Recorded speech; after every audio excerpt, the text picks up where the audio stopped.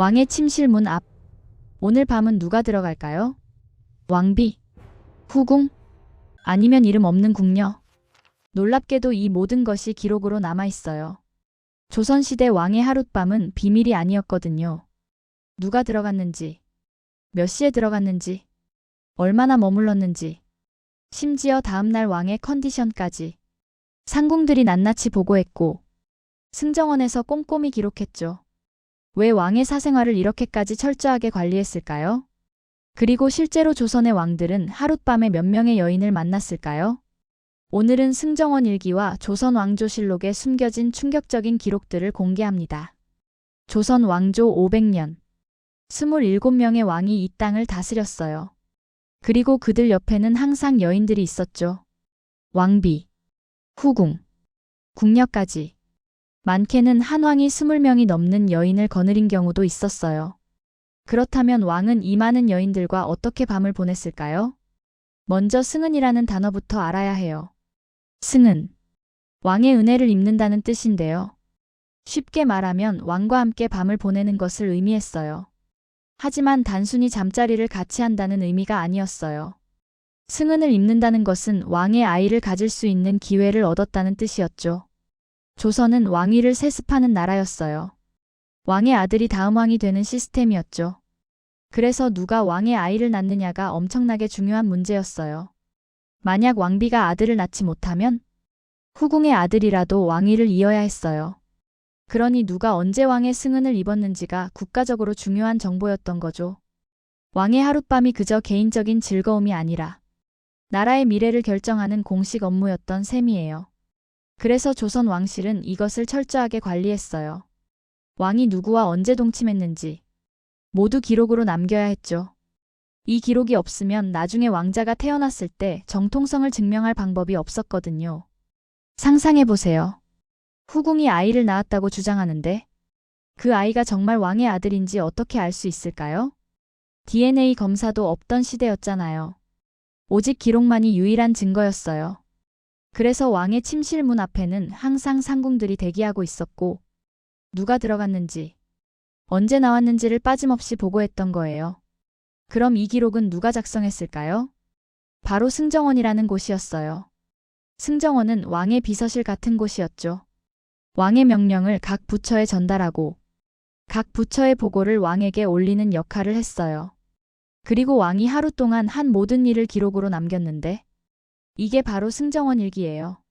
승정원 일기는 인조 때인 1623년부터 대한제국이 망하는 1910년까지 무려 288년간 작성된 엄청난 기록물이에요. 총 3243책, 글자 수로는 약 2억 4천만 자나 돼요. 조선 왕조실록이 5,400만 자 정도니까 그것보다 4배 이상 많은 양이죠.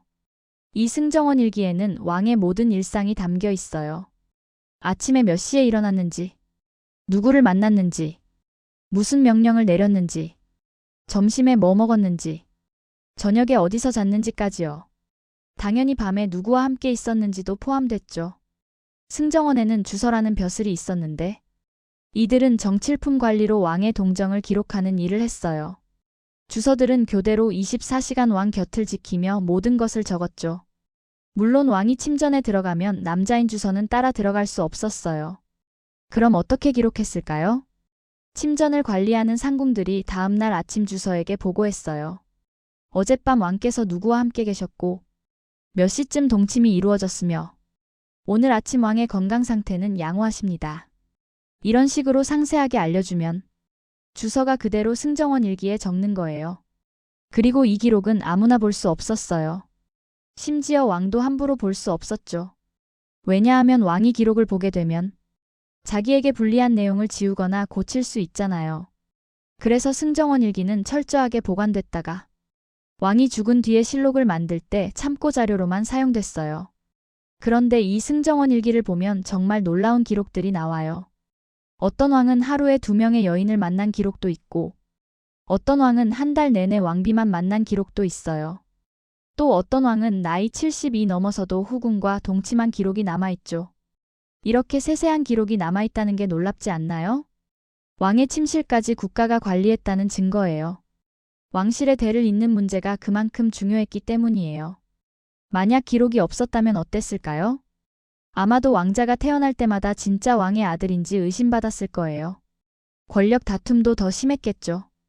그래서 조선은 이 불편한 시스템을 500년 동안 유지했던 거예요. 그렇다면 왕은 왜 여러 명의 여인을 뒀을까요? 조선은 유교 국가였잖아요.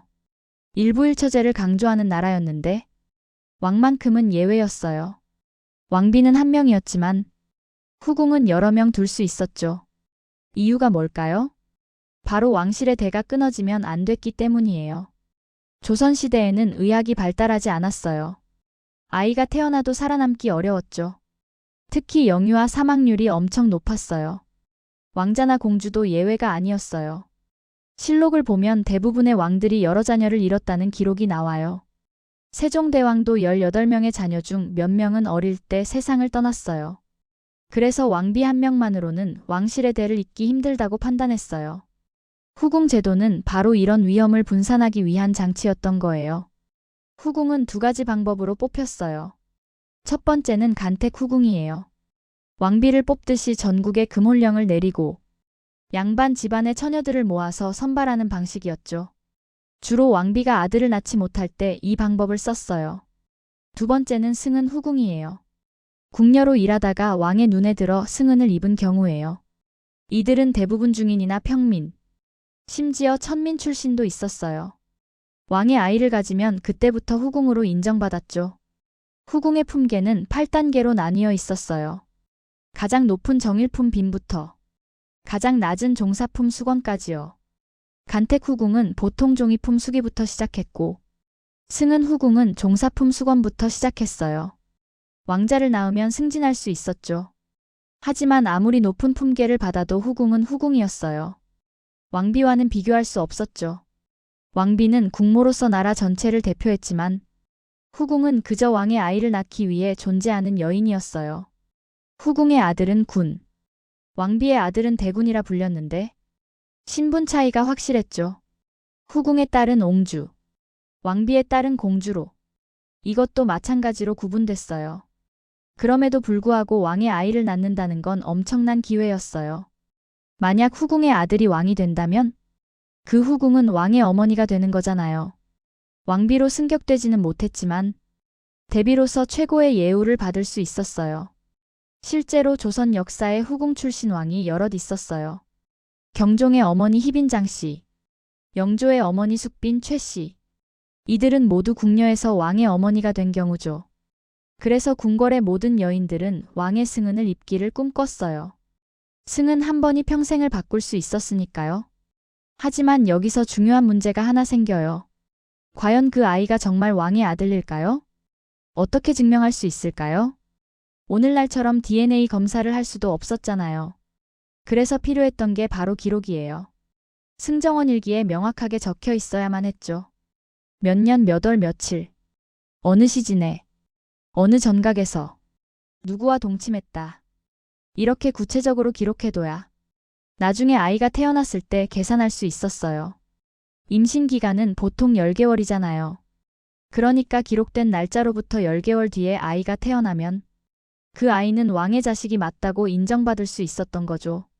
만약 날짜가 맞지 않으면 큰 의심을 받았어요. 최악의 경우 목숨을 잃을 수도 있었죠. 조선 역사에는 이런 의심 때문에 비극이 일어난 사례가 있어요. 희빈장 씨가 낳은 아들 경종도 처음에는 의심을 받았어요. 물론 승정원 일기에 기록이 있었기 때문에 공식적으로는 인정받았지만 정치적 반대파들은 끊임없이 의문을 제기했죠. 이처럼 기록은 단순한 문서가 아니었어요. 한 사람의 정체성을, 신분을, 심지어 목숨까지 결정하는 결정적 증거였던 거예요. 그래서 승정원의 주서들은 기록할 때 극도로 신중했어요. 날짜 하나, 시간 하나 틀리면 안 됐죠. 왕의 건강 상태도 중요했어요. 만약 왕이 몸이 안 좋았다면 그날 밤 동침이 제대로 이루어지지 않았을 가능성이 있잖아요. 그래서 다음날 아침 왕의 컨디션까지 꼼꼼히 적었어요. 왕께서 오늘 아침 평소와 같이 기상하셨다. 이런 식으로요. 이 기록들은 단순히 역사를 남기기 위한 게 아니었어요. 왕실의 정통성을 지키고 후사 문제로 인한 권력 다툼을 막기 위한 장치였던 거죠. 만약 이런 기록이 없었다면 아마도 왕실은 끊임없는 의심과 음모로 혼란에 빠졌을 거예요. 누가 진짜 왕자인지, 누가 왕위를 이어야 하는지 아무도 확신할 수 없었을 테니까요. 그래서 조선은 500년 동안 이 시스템을 철저하게 유지했어요. 왕의 사생활이 감시받는 게 불편했겠지만 왕실의 안정을 위해서는 어쩔 수 없는 선택이었던 거죠.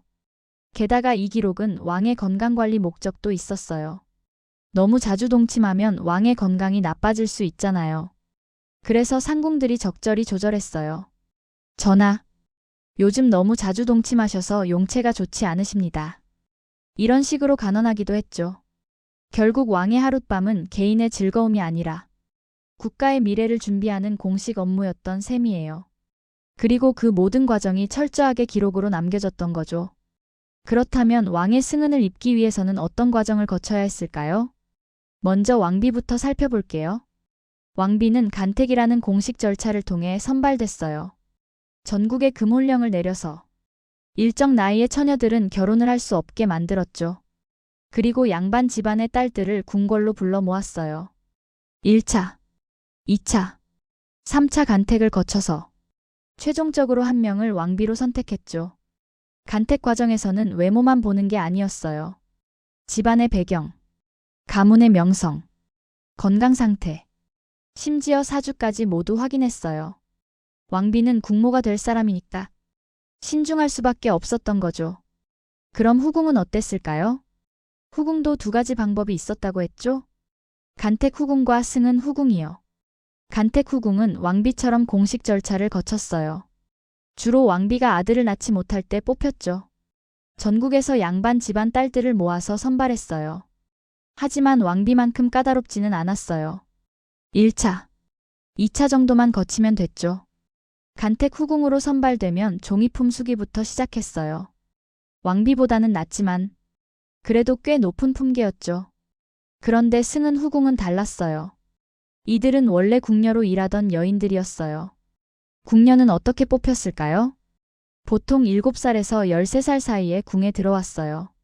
신부는 주로 중인이나 평민, 때로는 천민 출신도 있었죠. 궁녀로 선발되면 15년 동안 훈련을 받았어요. 예절, 궁중 규칙, 각종 업무를 배우는 거죠. 15년이 지나야 정식 나인이 될 수 있었어요. 그리고 나인 중에서 실력이 뛰어나면 상궁으로 승진했죠. 보통 30대 중반은 돼야 상궁이 될 수 있었어요. 그런데 이 궁녀들 중에 어쩌다 왕의 눈에 들어 승은을 입는 경우가 있었어요. 왕이 궁궐을 거닐다가 우연히 마주친 궁녀가 마음에 들면 그 자리에서 승은을 내릴 수 있었죠. 또는 왕비나 대비가 추천하는 경우도 있었어요. 이 궁녀가 성품이 좋고 얼굴도 예쁘니 전하께서 한번 보시는 게 어떠하십니까? 이런 식으로요. 왕이 승낙하면 그날 밤부터 준비가 시작됐어요. 승은을 입기로 결정되면 그날부터 철저한 준비가 시작됐어요. 보통 며칠에서 일주일 정도 준비 기간을 가졌죠. 첫 번째는 건강검진이었어요. 의녀들이 와서 건강 상태를 꼼꼼히 체크했어요. 열이 있는지, 피부병은 없는지, 생리주기는 어떤지 모두 확인했죠. 만약 건강에 이상이 있으면 승은이 미뤄질 수도 있었어요. 왕에게 병을 옮길 수 없었으니까요. 두 번째는 정화의식이었어요. 몸을 깨끗하게 씻는 거죠. 귀한 향료를 넣은 물로 목욕재개를 했어요. 침향, 백단향, 이런 비싼 향료들을 사용했죠. 하루에 한 번이 아니라 매일 아침 저녁으로 목욕했어요. 머리도 깨끗하게 감고 손톱, 발톱도 정리했죠. 세 번째는 음식 관리였어요. 승은을 앞둔 여인은 특별식을 먹었어요. 매운 음식, 자극적인 음식은 금지됐어요. 냄새가 강한 음식도 안 됐죠. 마늘, 파, 이런 건 절대 먹으면 안 됐어요. 대신 인삼, 녹용 같은 보양식을 먹었어요. 몸의 기운을 북돋우기 위해서였죠. 네 번째는 심리 교육이었어요. 나이 많은 상궁이 와서 조언을 해줬어요. 왕 앞에서 어떻게 행동해야 하는지, 무슨 말을 해야 하고 무슨 말을 하면 안 되는지 자세한 예절을 가르쳐줬죠. 전하 앞에서는 고개를 너무 들지 마라. 말을 너무 많이 하지 마라. 전하께서 부르시기 전까지 먼저 말을 걸지 마라. 이런 식의 규칙들이 있었어요. 특히 처음 승은을 입는 궁녀라면 긴장도 많이 했을 거예요. 평생 궁녀로 살다가 갑자기 왕과 밤을 보내게 됐으니까요. 두려움도 컸을 거고요. 그래서 상궁들이 심리적으로 안정시켜주는 역할도 했어요. 너무 긴장하지 마라. 자연스럽게 행동하면 된다. 이렇게 위로해줬죠. 5번째는 복장 준비였어요. 승은을 입는 날 입을 옷을 준비했죠. 화려한 옷이 아니라 단정하고 소박한 옷이었어요.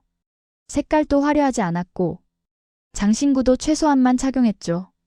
왜냐하면 날카로운 비녀나 장신구는 금지됐거든요. 왕의 안전을 위협할 수 있었으니까요. 향수나 화장품도 마찬가지였어요. 너무 강한 향은 왕이 싫어할 수 있었어요. 그래서 자연스러운 향만 살짝 사용했죠. 이렇게 며칠간 철저하게 준비하고 나면 드디어 승은의 날이 다가왔어요. 승은의 날. 그날은 선택된 여인에게 일생일대의 날이었어요. 아침부터 분주하게 움직였죠. 먼저 마지막 건강 체크를 했어요. 의녀가 와서 다시 한번 건강 상태를 확인했어요. 열은 없는지, 몸 상태는 괜찮은지, 혹시라도 생리가 시작되지는 않았는지 모두 체크했죠. 만약 이상이 있으면 그날 승은은 취소될 수도 있었어요. 건강 체크가 끝나면 다시 목욕 재개를 했어요. 가장 깨끗한 상태로 왕을 만나야 했으니까요. 향료를 넣은 물로 온몸을 씻고 머리도 다시 한번 감았죠. 그리고 준비된 옷을 입었어요. 저녁 식사는 가볍게 했어요. 너무 많이 먹으면 불편할 수 있었으니까요. 자극적인 음식은 당연히 피했고 담백한 음식으로 간단히 먹었죠. 해가 지고 밤이 되면 본격적인 준비가 시작됐어요.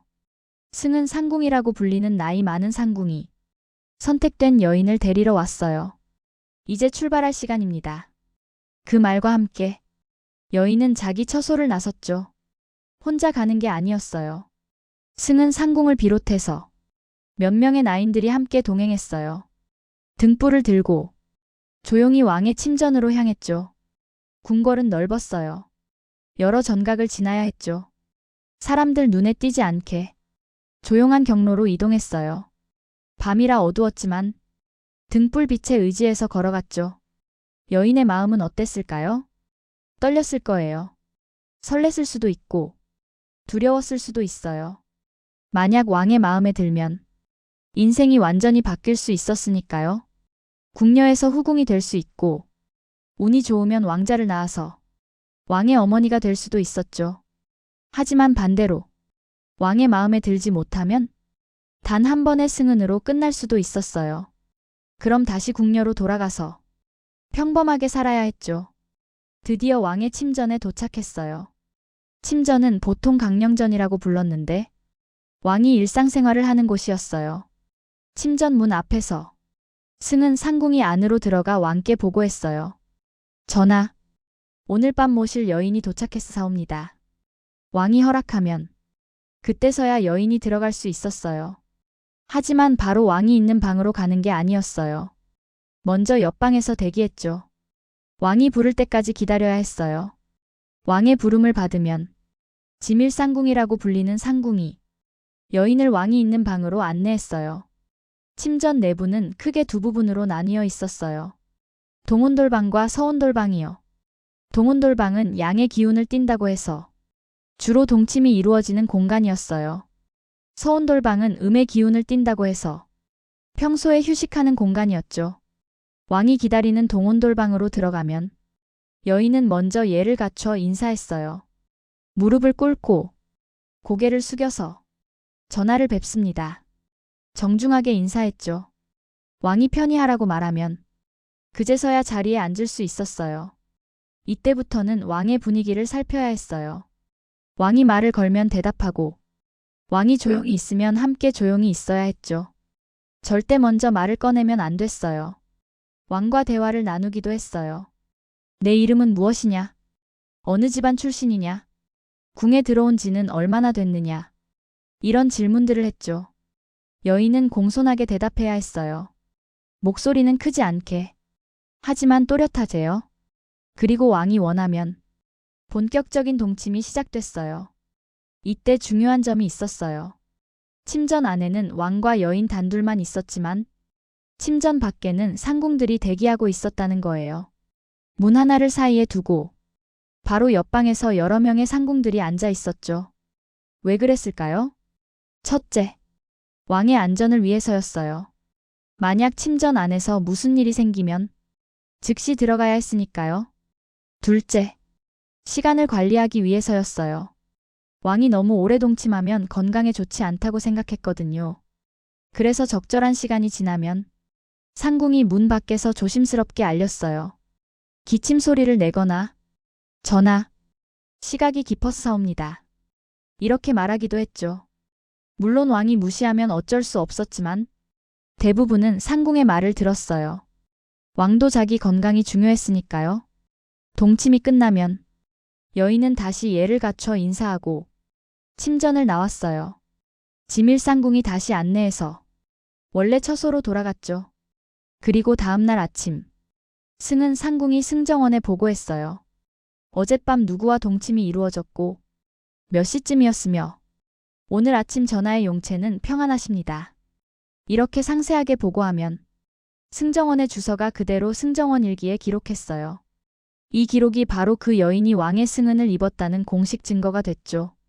만약 10개월 뒤에 아이가 태어나면 이 기록을 근거로 왕의 자식임을 증명할 수 있었어요. 이렇게 철저한 절차를 거쳐서 조선의 왕들은 여인들과 밤을 보냈던 거예요. 단순한 사랑이나 즐거움이 아니라 국가가 관리하는 공식 업무였던 셈이죠. 그렇다면 왕의 침전은 실제로 어떻게 생겼을까요? 조선시대 궁궐 중 가장 대표적인 경복궁을 예로 들어볼게요. 왕이 생활하는 공간은 강령전이라고 불렀어요. 강령전은 왕의 침전이자 일상 공간이었죠. 이 건물은 크게 세 부분으로 나뉘어 있었어요. 중앙에 대청마루, 그리고 양쪽에 온돌방이요. 오른쪽이 동온돌방, 왼쪽이 서온돌방이었죠. 왕은 평소에 서온돌방에서 생활했어요. 책을 읽거나 휴식을 취하거나 신하들과 은밀한 대화를 나눌 때 사용했죠. 그럼 동온돌방은 언제 사용했을까요? 바로 동침할 때였어요. 왜 동온돌방이었을까요? 조선시대 사람들은 음양오행 사상을 믿었어요. 동쪽은 양의 기운, 서쪽은 음의 기운을 띈다고 생각했죠. 남자와 여자가 만나 아이를 만드는 행위는 양의 기운이 필요하다고 봤어요. 그래서 반드시 동온돌방에서 동침이 이루어졌던 거예요. 왕비의 침전인 교태전도 마찬가지였어요. 왕비는 평소에 서온돌방에서 생활했지만 왕이 찾아와 동침할 때는 함께 동온돌방으로 이동했죠. 동온돌방의 내부는 어땠을까요? 생각보다 화려하지 않았어요. 침대가 있는 게 아니라 바닥에 이불을 깔아놓는 형태였죠. 온돌이라서 바닥이 따뜻했어요. 방 안에는 최소한의 가구만 있었어요. 작은 탁자, 촛대, 그리고 병풍 정도요. 병풍은 중요했어요.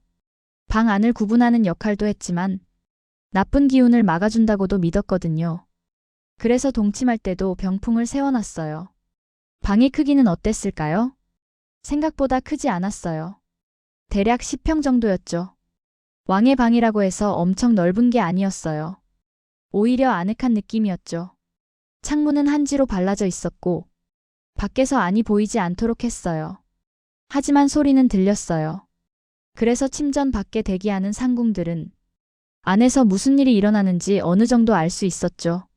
물론 자세한 내용은 몰랐지만 왕과 여인이 대화하는 소리, 움직이는 소리 정도는 들렸을 거예요. 이 동온돌방에서 조선의 수많은 왕자와 공주가 잉태됐어요. 왕실의 대를 잇는 중요한 공간이었던 거죠. 침전 안에서는 왕과 여인 단둘만 있었지만 침전 밖은 달랐어요. 항상 누군가 지키고 있었죠. 먼저 침전 바로 옆방에는 나이 많은 상궁들이 앉아 있었어요. 보통 60대, 70대의 상궁들이었죠. 왜 나이 많은 상궁들이었을까요? 젊은 궁녀들은 밖으로 내보냈어요. 나이 든 상궁들만 남겨놨죠. 이유가 있었어요. 나이 든 상궁들은 이미 모든 걸 겪어본 사람들이었어요. 침전 안에서 무슨 일이 일어나는지 대충 짐작할 수 있었죠. 하지만 젊은 궁녀들한테는 자극이 될 수 있었어요. 그래서 일부러 나이 든 상궁들만 대기시켰던 거예요. 이 상궁들은 교대로 근무했어요. 한 명이 계속 깨어있을 수는 없으니까. 두세 명이 번갈아가며 지켰죠. 그들의 역할은 뭐였을까요? 첫째, 왕의 안전이었어요. 만약 침전 안에서 위급한 상황이 발생하면 즉시 들어가야 했어요. 왕이 갑자기 쓰러지거나 건강에 이상이 생기면 바로 의원을 불러야 했죠. 또 만약 여인이 왕을 해치려 한다면 상상하기 싫지만 그런 경우도 대비해야 했어요. 실제로 조선 역사에 왕을 암살하려는 시도가 몇 번 있었거든요. 둘째, 시간 관리였어요. 왕이 너무 오래 동침하면 건강에 해롭다고 생각했어요. 특히 나이 든 왕일수록 체력 소모가 클 수 있었죠. 그래서 상궁들이 적절한 시간을 체크했어요. 보통 얼마나 시간을 쟀을까요? 명확한 기록은 없지만 대략 1시간에서 2시간 정도였다고 해요. 이 시간이 지나면 상궁이 조심스럽게 신호를 보냈어요. 큰 소리로 기침을 하거나 전하, 시각이 깊었사옵니다. 이렇게 말했죠. 왕이 이 말을 듣고도 계속하면 상궁은 더 이상 말할 수 없었어요. 왕의 의지를 거스를 수는 없었으니까요. 하지만 대부분의 왕들은 상궁의 말을 들었어요. 자기 건강도 중요했고 내일 아침 정사를 봐야 했으니까요. 셋째, 기록을 위한 감시였어요. 다음날 아침 승정원에 보고하려면 정확한 시간을 알아야 했어요. 몇 시에 여인이 들어갔고 몇 시에 나왔는지 상궁들이 체크했죠. 그리고 다음날 아침 왕의 건강 상태도 확인했어요. 전하께서 평안히 기상하셨는가? 용체는 불편하신 곳이 없으신가? 이런 것들을 물어봤죠. 왕이 괜찮다고 하면 왕의 용체 평안하심이라고 기록했어요. 만약 왕이 피곤하다고 하면 왕께서 다소 피로하심이라고 기록했죠. 이 모든 정보가 승정원 일기에 남겨졌어요. 침전 밖에는 상궁뿐만 아니라 내시들도 대기하고 있었어요. 하지만 내시들은 침전에 가까이 오지 못했어요. 멀리 떨어진 곳에서 경비만 섰죠. 왕의 침전에는 여자들만 출입할 수 있었거든요. 이렇게 철저한 감시 시스템 속에서 왕의 동침이 이루어졌던 거예요. 그럼 실제로 승정원 일기에는 어떻게 기록됐을까요? 몇 가지 예시를 들어볼게요. 물론 원문 그대로는 아니고 이해하기 쉽게 풀어서 설명할게요. 인조 5년 3월 12일 밤해시 왕께서 강령전에서 수건 김씨와 동침하셨다. 다음날 아침 왕의 용체 평안하심. 이런 식이었어요. 여기서 중요한 정보가 몇 가지 있죠? 첫째, 날짜예요. 인조 5년 3월 12일. 정확한 날짜가 적혀 있어요. 둘째, 시간이에요. 해시라고 했는데 이건 밤 9시에서 11시 사이를 의미해요. 조선시대는 하루를 12시진으로 나눴거든요. 자시는 밤 11시에서 새벽 1시, 축시는 새벽 1시에서 3시. 이런 식이었죠. 셋째, 장소예요. 강령전. 왕의 침전이었죠. 넷째, 상대방이에요. 수건 김씨. 이 여인이 누구인지 명확하게 적혀 있어요. 다섯째, 다음날 왕의 상태예요. 용체 평안하심. 왕이 건강하다는 뜻이죠. 이 5가지 정보가 반드시 포함돼야 했어요. 만약 이 중 하나라도 빠지면 제대로 된 기록이 아니었던 거죠. 다른 예시도 볼까요? 숙종 20년 8월 5일. 밤술시. 왕께서 교태전에 행차하시어 왕비 전하와 동침하셨다. 다음날 아침 왕의 용체 평안하심. 이번엔 왕비와 동침한 경우예요. 교태전은 왕비의 침전이었죠. 왕이 왕비의 침전으로 갔다는 뜻이에요. 술시는 저녁 7시에서 9시 사이예요. 왕비와의 동침은 보통 이 시간대에 많이 이루어졌어요. 또 다른 예시를 볼게요. 영조 15년 2월 18일. 밤자시. 왕께서 숙의 문씨와 동침하셨으나 다음날 아침 왕께서 피로하심을 호소하시어 조회를 늦추심. 이 기록은 뭔가 다르죠? 왕이 피로를 느꼈다고 적혀 있어요. 그래서 아침 조회를 늦췄다는 거예요. 이런 기록을 왜 남겼을까요? 왕의 건강관리 때문이었어요. 만약 왕이 자주 피로를 느낀다면 동침 횟수를 줄여야 한다고 판단했죠. 상궁들이 왕에게 간언하기도 했어요. 전하, 요즘 너무 자주 동침하시어 용체가 좋지 않으신 듯하옵니다. 며칠 쉬시는 게 어떠하십니까? 이런 식으로요. 실제로 승정원 일기를 보면 왕들의 동침 횟수가 들쭉날쭉해요. 어떤 달은 거의 매일 기록이 있는가 하면 어떤 달은 한두 번밖에 없기도 했죠. 이건 왕의 건강 상태, 정치 상황, 계절 등에 따라 달라졌어요. 특히 여름철에는 동침 횟수가 줄어들었어요. 더워서 체력 소모가 크니까요. 겨울철에도 줄어들었어요.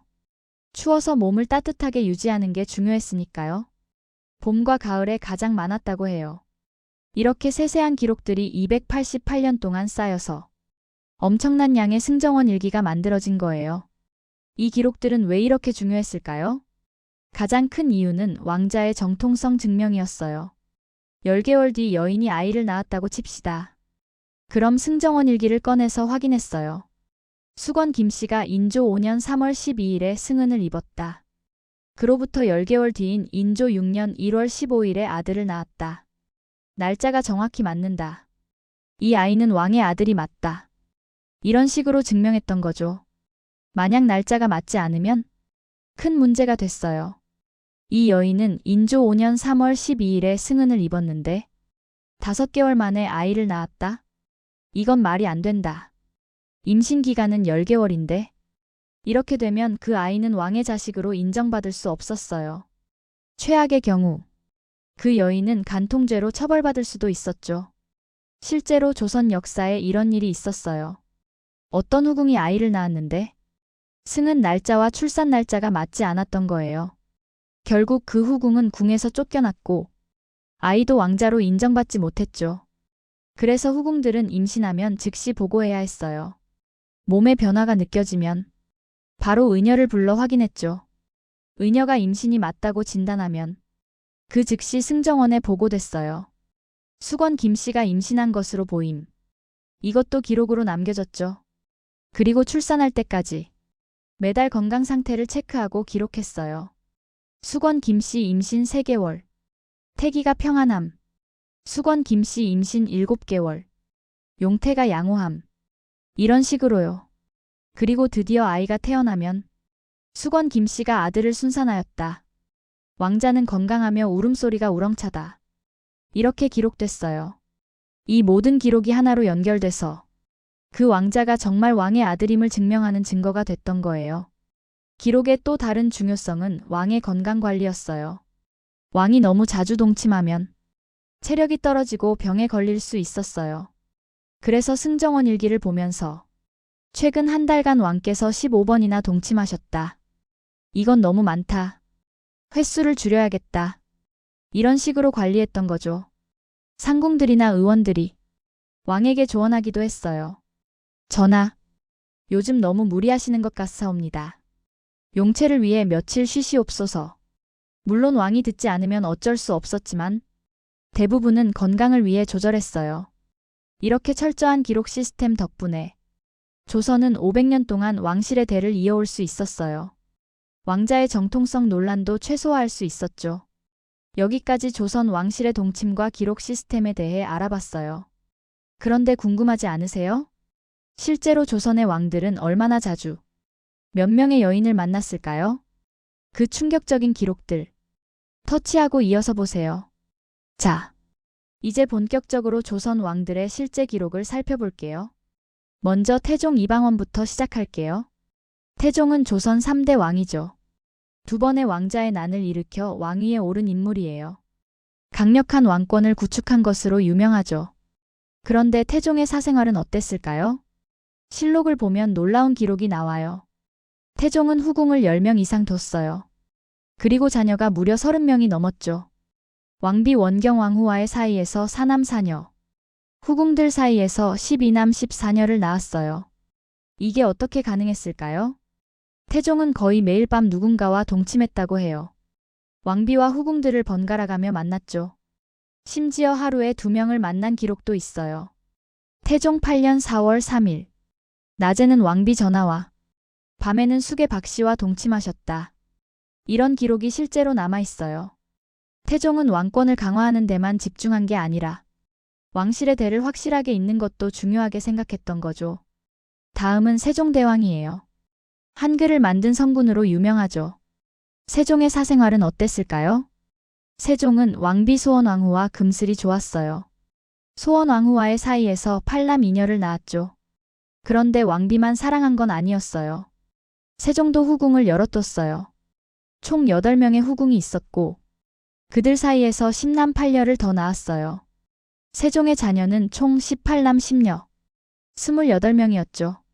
세종의 기록을 보면 흥미로운 점이 있어요. 세종은 주로 밤늦은 시간에 동침했어요. 왜냐하면 낮에는 정사를 보고 저녁에는 경연을 하고 밤늦게까지 책을 읽었거든요. 그러다 보니 동침은 자시나 축시, 그러니까 밤 11시 이후에 이루어지는 경우가 많았어요. 세종 12년 9월 7일 축시에 왕께서 교태전에 행차하시어 왕비 전하와 동침하셨으나 다음날 피로하심을 호소하시어 경연을 취소하심. 이런 기록이 있어요. 세종은 너무 열심히 일했기 때문에 동침 후에 피로를 느끼는 경우가 많았던 거죠. 신하들이 걱정해서 간언하기도 했어요. 전하, 너무 무리하지 마시옵소서. 하지만 세종은 일도 열심히, 동침도 열심히 했던 것 같아요. 그래서 자녀가 28명이나 됐던 거죠. 이번에는 성종을 볼게요. 성종은 조선 9대 왕이에요. 경국대전을 완성한 왕으로 유명하죠. 그런데 성종의 사생활은 더 놀라워요. 성종은 후궁을 무려 12명이나 뒀어요. 그리고 자녀가 28명이에요. 왕비와 계비 사이에서 2남 3녀, 후궁들 사이에서 14남 9녀를 낳았죠. 성종은 특히 젊었을 때 매우 활발했다고 해요. 20대 초반부터 거의 매일 밤 동침했다는 기록이 있어요. 성종 3년 한 달간 왕께서 21번 동침하셨다. 한 달에 21번이면 거의 이틀에 한 번 꼴이에요. 엄청난 체력이죠. 성종의 기록을 보면 또 재미있는 점이 있어요. 성종은 새로운 후궁을 들릴 때마다 그 후궁과 집중적으로 시간을 보냈어요. 성종 5년 8월 숙의 김씨를 새로 들인 후 한 달간 10번 동침하셨다. 이런 식이었죠. 새로운 후궁에게 집중하다가 시간이 지나면 다른 후궁들도 만나는 패턴이었어요. 그런데 성종 말년에는 건강이 안 좋아졌어요. 동침 횟수도 급격히 줄었죠. 성종 24년 한 달간 왕께서 단 3번만 동침하셨다. 나이가 들고 병이 들면서 체력이 떨어진 거예요. 결국 성종은 38세의 나이에 세상을 떠났어요. 너무 젊었을 때 무리했던 게 원인 중 하나였다는 분석도 있어요. 다음은 선조예요. 선조는 임진왜란을 겪은 왕이죠. 전쟁 중에도 동침 기록이 남아있을까요? 놀랍게도 있어요. 선조 25년 5월 왕께서 의주로 피난 중 인빈 김씨와 동침하셨다. 임진왜란이 터진 게 선조 25년 4월이에요. 그러니까 전쟁이 터진 지 한 달 만에 피난 중에도 동침을 했다는 거죠. 이게 뭘 의미할까요? 선조는 전쟁 중에도 왕실의 대를 잇는 걸 포기하지 않았던 거예요. 실제로 선조는 후궁 인빈 김씨 사이에서 전쟁 중에 아들을 얻었어요. 바로 광해군이죠. 선조는 후궁을 14명이나 뒀어요. 자녀도 14남 11녀로 엄청 많았죠. 선조의 기록을 보면 전쟁 전과 전쟁 후가 확연히 달라요. 전쟁 전에는 한 달에 10번 이상 동침했는데 전쟁 후에는 한 달에 34번으로 줄었어요. 전쟁의 스트레스와 피로 때문이었겠죠. 그래도 선조는 60대까지 살면서 계속해서 후궁들과 동침했어요. 말년에도 새로운 후궁을 들였다는 기록이 있어요. 이번에는 영조를 볼게요. 영조는 조선에서 가장 오래 산 왕이에요. 83세까지 살았고 52년간 왕위에 있었죠. 영조의 동침 기록은 정말 특이해요. 영조는 늦은 나이까지도 후궁과 동침했거든요. 영조 51년 3월 왕의 나이 76세 숙의 문씨와 동침하셨다. 76세에도 동침을 했다는 거예요. 놀랍지 않나요? 영조는 건강관리를 철저히 했어요. 젊었을 때부터 과식하지 않았고 규칙적인 생활을 했죠. 그래서 80대까지 건강을 유지할 수 있었던 거예요. 영조의 후궁은 6명이었어요. 자녀는 일남 6녀였죠. 자녀 수가 적은 편이에요. 왜냐하면 영조는 동침 횟수를 스스로 조절했거든요. 영조 20년. 한 달간 단 2번만 동침하셨다. 젊었을 때부터 절제했던 거죠. 그래서 장수할 수 있었다는 분석이 있어요. 영조는 또 특이하게도 왕비와의 금슬이 좋았어요. 첫 번째 왕비 정성왕후, 두 번째 왕비 정순왕후. 모두 영조를 잘 모셨죠. 영조는 왕비를 자주 찾았어요. 후궁보다 왕비와 더 많은 시간을 보냈다는 기록이 있어요. 다음은 정조예요. 정조는 영조의 손자이자 사도세자의 아들이죠. 개혁군주로 유명해요. 정조의 사생활은 어땠을까요? 정조는 매우 검소했어요. 후궁도 단 2명만 뒀어요. 의빈성 씨와 수빈 박 씨. 이 2명이 전부였죠. 자녀도 적었어요. 일남 4녀뿐이었어요. 정조는 왜 이렇게 절제했을까요? 정조는 학문과 정치에 모든 에너지를 쏟았어요. 밤늦게까지 책을 읽고 새벽 일찍 일어나 정사를 봤죠. 동침할 시간이 별로 없었던 거예요. 정조 10년 한 달간 왕께서 단 1번만 동침하셨다. 한 달에 1번이면 거의 안 한 거나 마찬가지죠. 정조는 특히 의빈성 씨를 깊이 사랑했어요. 의빈성 씨는 궁녀 출신이었는데 정조가 세자 시절부터 사랑한 여인이었죠. 하지만 의빈성 씨는 아들 효명세자를 낳고 젊은 나이에 세상을 떠났어요. 정조는 그 후로 마음의 문을 닫았다고 해요. 동침 횟수도 더욱 줄었죠. 정조는 49세에 갑자기 세상을 떠났어요. 독살설도 있지만 과로사였다는 설이 더 유력해요. 너무 일만 하고 건강관리를 소홀히 했던 거죠. 정조의 기록을 보면 왕도 사랑하고 슬퍼하는 평범한 사람이었다는 걸 알 수 있어요. 지금까지 여러 왕들의 기록을 살펴봤는데요. 몇 가지 공통된 패턴이 보여요. 첫째, 젊은 왕일수록 동침 횟수가 많았어요. 20대, 30대 왕들은 한 달에 10번 이상 동침하는 경우가 많았죠. 하지만 나이가 들수록 횟수가 줄어들었어요. 50대, 60대가 되면 한 달에 23번 정도로 줄었죠. 둘째, 건강한 왕일수록 오래 살았어요. 영조처럼 절제하고 건강관리를 잘한 왕은 80대까지 살았죠. 반면 젊었을 때 무리한 왕들은 일찍 세상을 떠나는 경우가 많았어요. 성종이 38세, 정조가 49세에 죽은 것처럼요. 셋째, 왕비와의 관계가 좋을수록 후궁수가 적었어요. 세종이나 영조처럼 왕비와 금슬이 좋으면 후궁을 많이 두지 않았죠. 반면 왕비와 사이가 안 좋으면 후궁에게 더 의지하는 경향이 있었어요. 넷째, 정치적으로 안정된 시기에 동침 횟수가 많았어요. 전쟁이나 정치적 혼란이 있으면 동침 횟수가 확 줄었죠. 선조 때 임진왜란 중에 동침 횟수가 급감한 것처럼요. 다섯째, 계절의 영향도 있었어요. 봄과 가을에 동침 횟수가 가장 많았고 여름과 겨울에는 줄어들었어요. 여름은 더워서 체력 소모가 크고 겨울은 추워서 몸을 따뜻하게 유지하는 게 우선이었으니까요. 여섯째, 금기일에는 절대 동침하지 않았어요. 조상의 제사일, 국상기간, 일식이나 월식이 있는 날, 이런 날에는 동침이 금지됐죠. 미신을 많이 믿었던 시대였으니까요.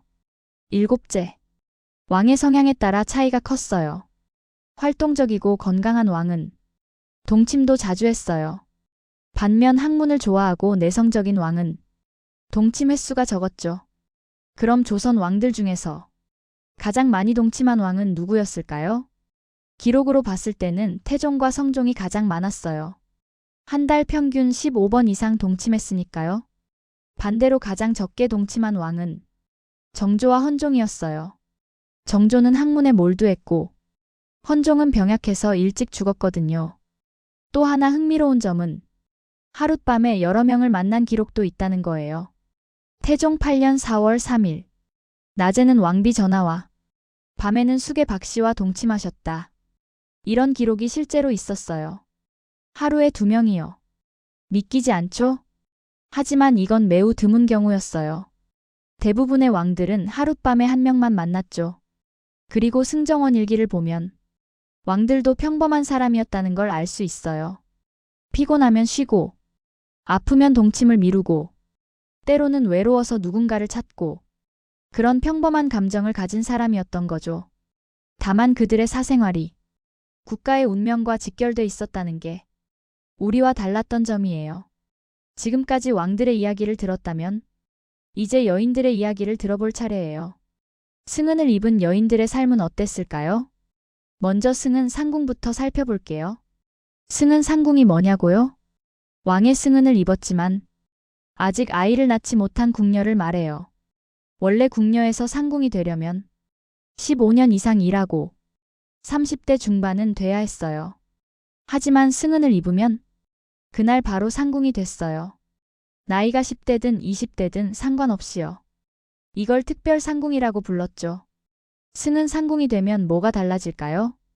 엄청나게 많은 게 달라졌어요. 첫째, 일을 하지 않아도 됐어요.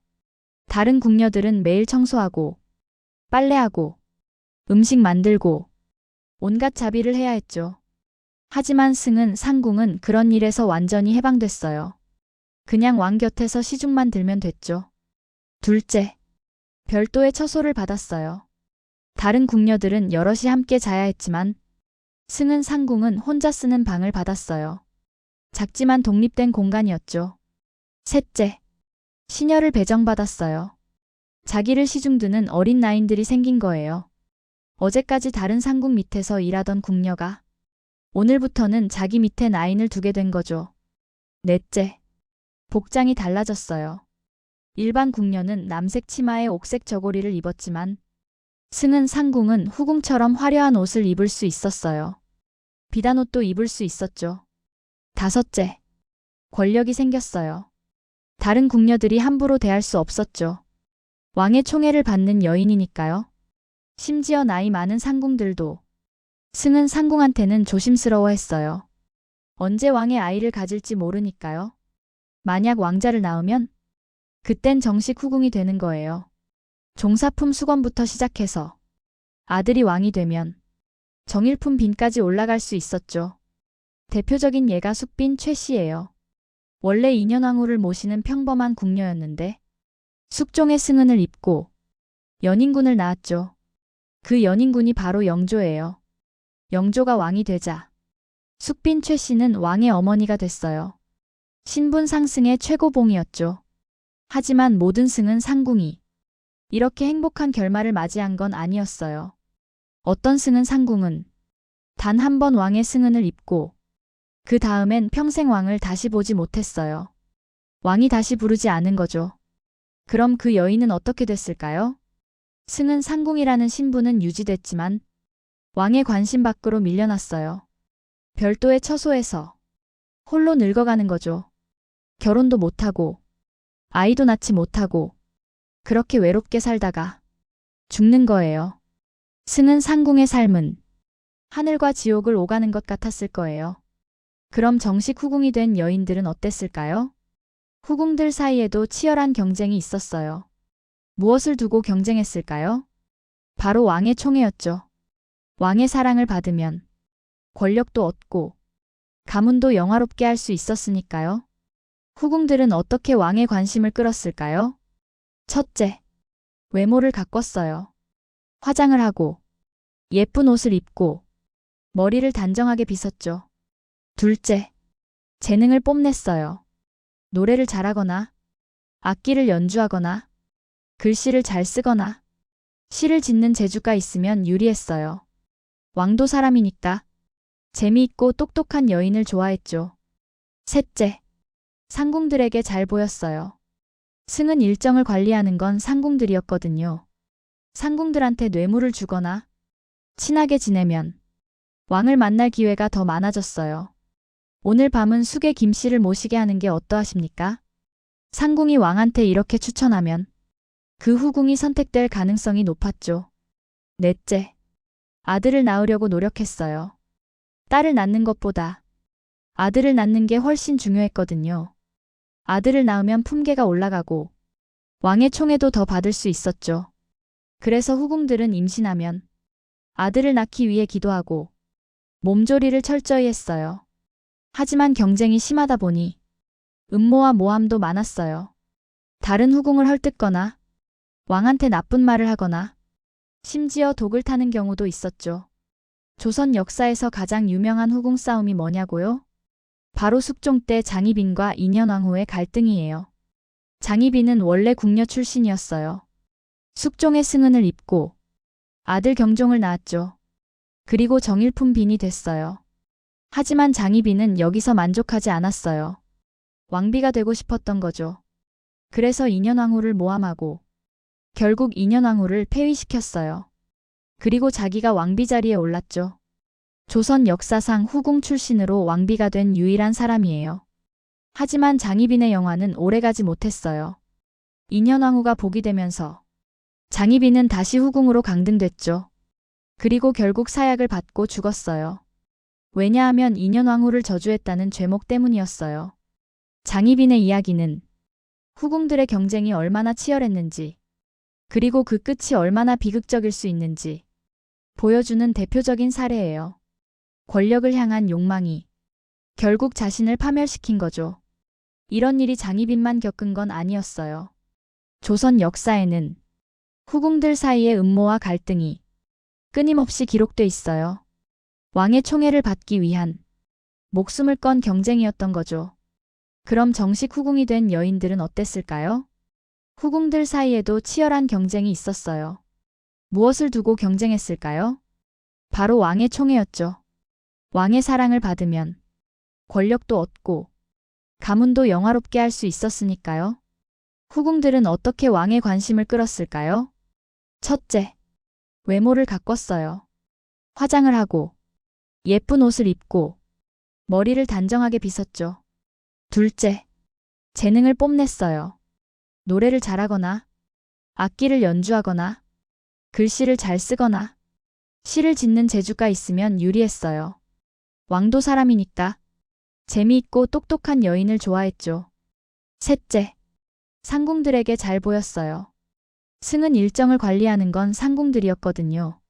상궁들한테 뇌물을 주거나 친하게 지내면 왕을 만날 기회가 더 많아졌어요. 오늘 밤은 숙의 김씨를 모시게 하는 게 어떠하십니까? 상궁이 왕한테 이렇게 추천하면 그 후궁이 선택될 가능성이 높았죠. 넷째, 아들을 낳으려고 노력했어요. 딸을 낳는 것보다 아들을 낳는 게 훨씬 중요했거든요. 아들을 낳으면 품계가 올라가고 왕의 총애도 더 받을 수 있었죠. 그래서 후궁들은 임신하면 아들을 낳기 위해 기도하고 몸조리를 철저히 했어요. 하지만 경쟁이 심하다 보니 음모와 모함도 많았어요. 다른 후궁을 헐뜯거나 왕한테 나쁜 말을 하거나 심지어 독을 타는 경우도 있었죠. 조선 역사에서 가장 유명한 후궁 싸움이 뭐냐고요? 바로 숙종 때 장희빈과 인현왕후의 갈등이에요. 장희빈은 원래 궁녀 출신이었어요. 숙종의 승은을 입고 아들 경종을 낳았죠. 그리고 정일품 빈이 됐어요. 하지만 장희빈은 여기서 만족하지 않았어요. 왕비가 되고 싶었던 거죠. 그래서 인현왕후를 모함하고 결국 인현왕후를 폐위시켰어요. 그리고 자기가 왕비 자리에 올랐죠. 조선 역사상 후궁 출신으로 왕비가 된 유일한 사람이에요. 하지만 장희빈의 영화는 오래가지 못했어요. 인현왕후가 복이 되면서 장희빈은 다시 후궁으로 강등됐죠. 그리고 결국 사약을 받고 죽었어요. 왜냐하면 인현왕후를 저주했다는 죄목 때문이었어요.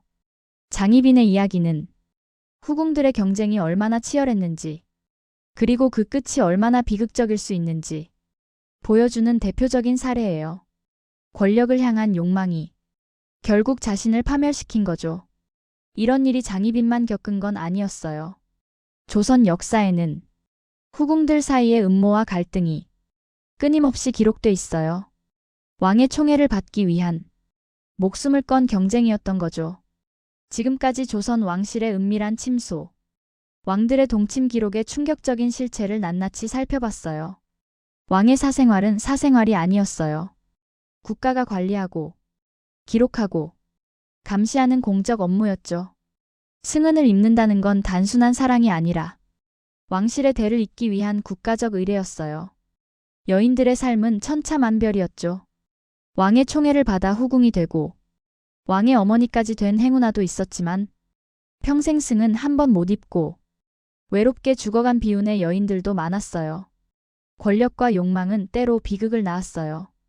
장희빈처럼 왕비까지 올랐다가 사약을 받고 죽은 경우도 있었죠. 화려한 궁궐 뒤에는 통제와 감시, 그리고 외로움이 있었어요. 왕도 후궁도 궁녀도 모두 자유롭지 못했던 거죠. 조선시대 궁궐은 밖에서 보면 화려하고 아름다워 보였지만 안에서는 치열한 경쟁과 끊임없는 감시 속에서 사람들이 살아가는 곳이었어요. 승정원 일기에 남겨진 이 모든 기록들은 단순히 누가 언제 동침했다는 야한 이야기가 아니에요. 그 시대를 살았던 사람들의 삶과 고민과 슬픔이 고스란히 담긴 역사죠. 288년간 하루도 빠짐없이 기록을 남긴 승정원 덕분에 우리는 오늘 500년 전 조선 왕실의 가장 은밀한 비밀까지 알 수 있게 됐어요. 좋아요와 구독 부탁드립니다. 알림 설정까지 해두시면 더 재미있는 이야기들을 계속 만나보실 수 있어요.